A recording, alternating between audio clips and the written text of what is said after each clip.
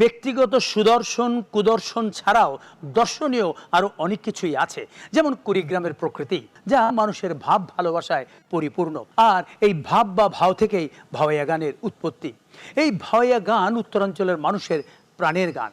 নদীমাতৃক গ্রাম বাংলার এই গান সম্পূর্ণভাবেই নদী, নারী ও প্রকৃতি নির্ভর।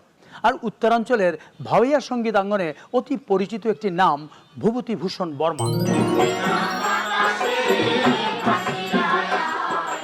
ভাওয়াইয়া চর্চা, প্রচার প্রসার এবং নতুন প্রজন্মকে ভাওয়াইয়া সঙ্গীতের তালিম দেওয়ার লক্ষ্যে 1993 সালে ভূপতিভূষণ বর্মা কুড়িগ্রাম জেলার উলিপুর উপজেলার পাঁচপীর নামক স্থানে বাংলাদেশ ভাওয়াইয়া একাডেমি প্রতিষ্ঠা করেন। আব্বাস উদ্দিন, হরলাল রায়, মহেশচন্দ্র রায় এবং কসিমউদ্দিনের প্রয়াণের পর ভাওয়াইয়া সঙ্গীতের যারা হাল ধরেছেন তাদেরই একজন ভূপতিভূষণ বর্মা। তিনি ব্যক্তিগত উদ্যোগে গ্রামে গঞ্জে গিয়ে গান সংগ্রহ করে তাতে সুরের সমন্বয় করে নিজে গান এবং শিক্ষার্থীদের শেখান। গত 2 যুগে প্রায় 15 শতাধিক শিক্ষার্থী তার প্রত্যক্ষ তত্ত্বাবধানে ভাওয়াইয়া সঙ্গীতের শিক্ষা গ্রহণ করেছে। ভাওয়াইয়া যুবরাজ খ্যাত কসিমউদ্দিনের স্মরণে তিনি একাডেমির সামনে নির্মাণ করেছেন কসিমউদ্দিন লোকশিল্প সংগ্রহশালা। বর্তমানে তিনি বাংলাদেশ ভাওয়াইয়া একাডেমি উলিপুর কুড়িগ্রামের প্রতিষ্ঠাতা পরিচালক। ভাওয়াইয়া গানের বিশেষ অবদানের জন্য স্থানীয় গুণীজন তাকে ভাওয়াইয়া ভাস্কর উপাধিতে ভূষিত করেন। আমরা এসেছি কুড়িগ্রাম জেলার উলিপুরে অবস্থিত বাংলাদেশ ভাওয়াইয়া একাডেমিতে। কথা বলবো ভূপতিভূষণ বর্মার সঙ্গে। শুরুতেই জানতে চাইবো, এই যান্ত্রিক যুগে এই গানের প্রতি শিক্ষার্থীদের কেমন উৎসাহ দেখছেন? অবশ্যই ভালো পাচ্ছি। আমি এই কারণে ভালো পাচ্ছি যেহেতু এই অঞ্চলের মাটি মানুষের গান। আচ্ছা, এখানকার মানুষ সারা রাত ধরে এই গান উপভোগ করে অনুষ্ঠান হলে। আচ্ছা আচ্ছা। ভাওয়াইয়া গানের এই যে ভাওয়াইয়া শব্দ, এটি কবে এবং কিভাবে উৎপত্তি হয়েছে? এটা অত্যন্ত পুরানা। সাধারণত ভাব থেকে ভাওয়াইয়া, ভাব মানে প্রেম, বিরহ, ব্যথা, এসব ভাব সমৃদ্ধ বলে এই ভাওয়াই উৎপত্তি হয়েছে। আমরা জানি যে ভাওয়াইয়া গানের একটি অন্যতম বৈশিষ্ট্য হচ্ছে এই গানের গতি, ঢেউ খেলানো এবং সুরের মধ্যে এক ধরনের ভাঙন রয়েছে, যা অন্য কোনো গানে দেখা যায় না।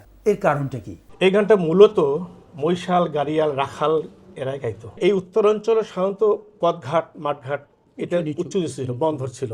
আর এখানে যানবাহন ছিল গরু গাড়ি।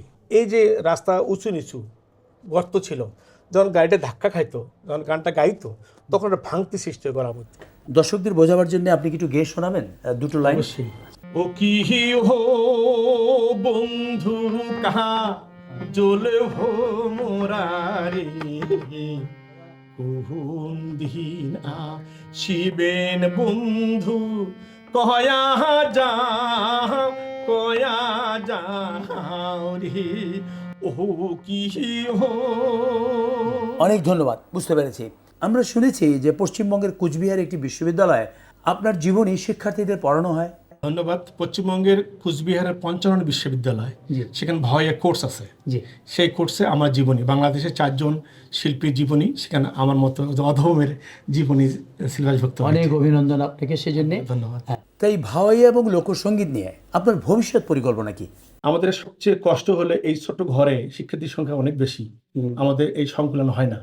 এখানে যদি সরকার অনুদান দিয়ে এখানে দ্বিতল ভবন হতো, তাহলে আমরা আরো সমৃদ্ধ হব। সবশেষে দর্শকদের জন্য আপনি এবং আপনার শিক্ষার্থী ও যন্ত্রশিল্পীদের নিয়ে একটি ভাওয়াইয়া গানের অংশবিশেষ শুনতে চাই। শোনা যাবে?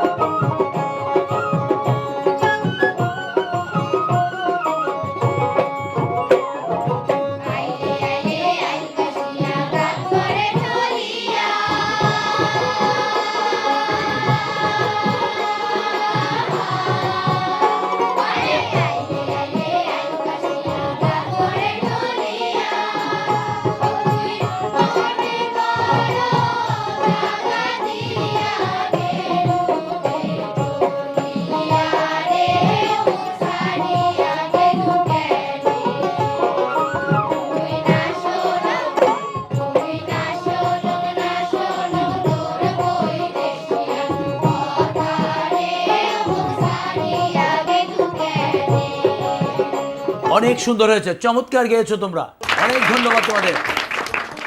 আমাদের প্রত্যাশা আপনার হাত ধরে উত্তরাঞ্চলের এই লোক সম্পদ আরো অনেক দূরে এগিয়ে যাবে। অনেক ধন্যবাদ আপনাকে।